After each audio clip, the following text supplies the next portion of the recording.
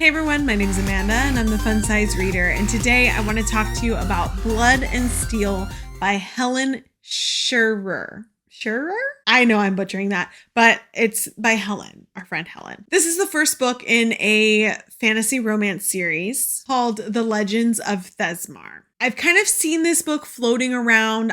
The cover is something that I recognized when I actually went to go read it. I feel like a lot of people are reading this book right now. And I feel like that's with good reason because it is a really good fantasy romance book. I do have some comments on it, but overall, I thought this was really good. And I can see why everyone is jumping on this Legends of Thezmarr bandwagon.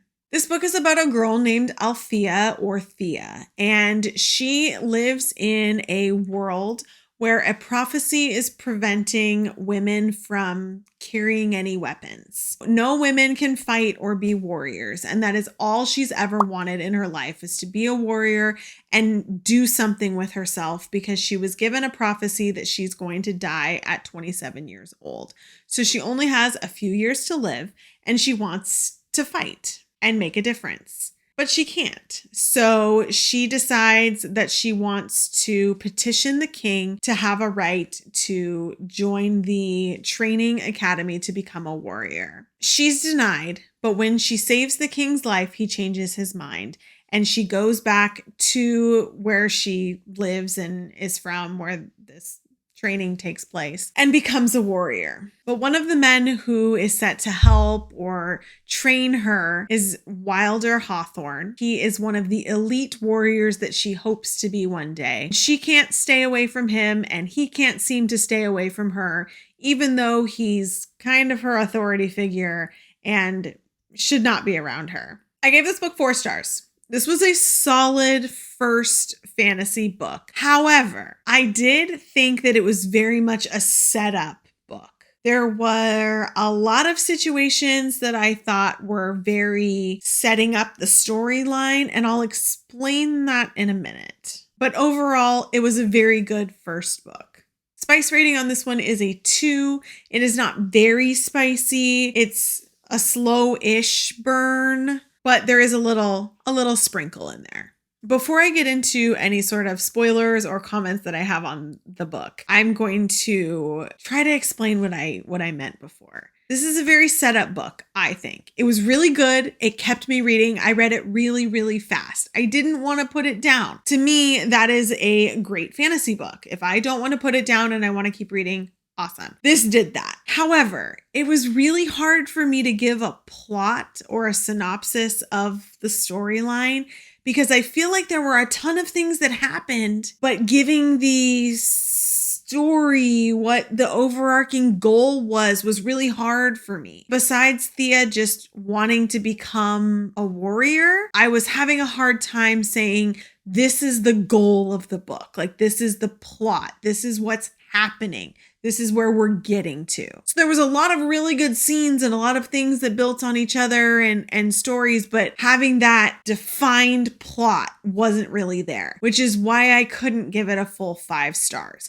Really good, really liked it. Hope that because it felt that way, that it's more of like a first book lead up and that we're going to get more of that purpose in the next book and the third book, because the second book is already out. The third book, she's teasing it right now. So I know it's coming and I really want to get to the second book so that I can be ready for when the third one comes. It just kind of felt a little bit lacking in that way. Still highly recommend. Still think it's going to go somewhere good. At least I hope. But that's spoiler free what I thought about it in the beginning. There also was a lot of traveling. There was a lot of traveling for a first book or for any book, really. Like a lot of time on the road. And we all know, if you've been watching me for any length of time, I am not a book that has lots of traveling person. I hate the traveling. If we're gonna have traveling, shit better be happening along the way. Stuff did happen, but there was just a lot. There was a lot of traveling, and some of it I felt was pointless. But again,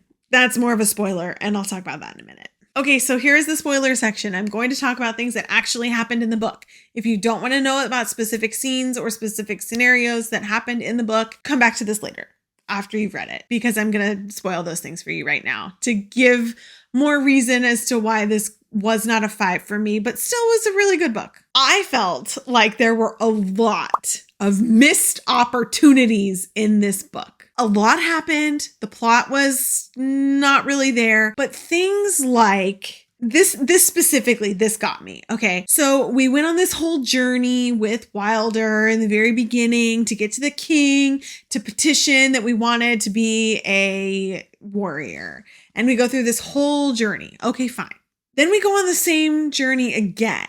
And this journey felt pointless to me because in my head, here's what I wanted. What we got was a journey with the friends, the other underdogs, to the city. We got given the card by the king so that we could spend whatever we want. We got to see the brothel that Kip, I think it was always referring to. And, you know, it was funny and cute and whatever. And then she got kind of propositioned by the other friend and she turned him down because we all know that she's into Wilder. Great. Perfect. Love all of these things. And then it just fucking fades. Nothing happens. They just go back. I was like, where was Wilder having showed up because she was gone and she was gone for too many days and he missed her and needed to be near her? Where was she needed to go stay at an inn and there was only one room and one bed and Wilder was there? And where was that? Opportunity missed. I was like, what was the whole point of this second travel road extravaganza if Wilder wasn't going to show up? Totally drove me nuts. I was like, no, absolutely not. Then like some of the spicy scenes, okay, the spicy little drizzles, I felt like we're out of place, a little out of place. It was fine. Like you want that kind of thing in the fantasy romance books, but like the bathtub scene, I just felt was too early and too much for being that early. It felt a little out of place to me. Then the actual like intimate scenes, again, just kind of felt like, oh, we're just going to be walking through the woods and then all of a sudden we're going at it. And I was like, I wanted it to be more cohesive. I wanted it to like fit more instead of feeling like a spicy scene was just placed here to make sure we had a spicy scene. I felt a little bit off about that. I did really love the characters and I really loved the angst and the feeling that, you know, she couldn't stay away from Wilder and he couldn't stay away from her and he wanted to protect her. And obviously we knew the whole she was going to be his apprentice thing at the end was going to happen. Like that was a given. We knew she was going to be somebody else. I did not call the thing with the magic and the sister though. I did not call that the sister was repressing her magic and repressing Thea's magic. I did not get that.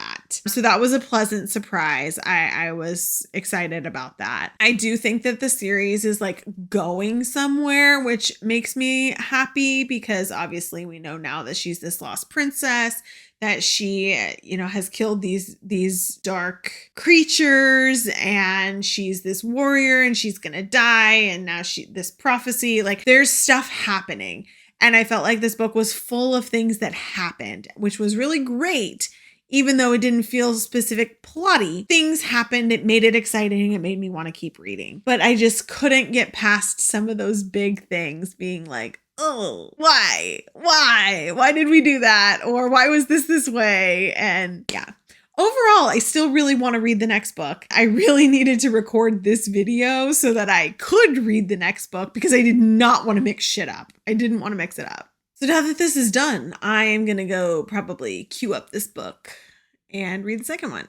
Let me know what you've thought if you have already read this book. Let me know if you like the whole series, if you've continued on. As always, I will put a link down in the description below for the physical copy. I read this on Kindle Unlimited, but who knows if it's still there. If you like reading fantasy romance and contemporary romance books, I post videos on my channel weekly. Make sure you click like and subscribe if you'd like to be notified the next time I post a video. Thanks so much for hanging out today and talking about Blood and Steel.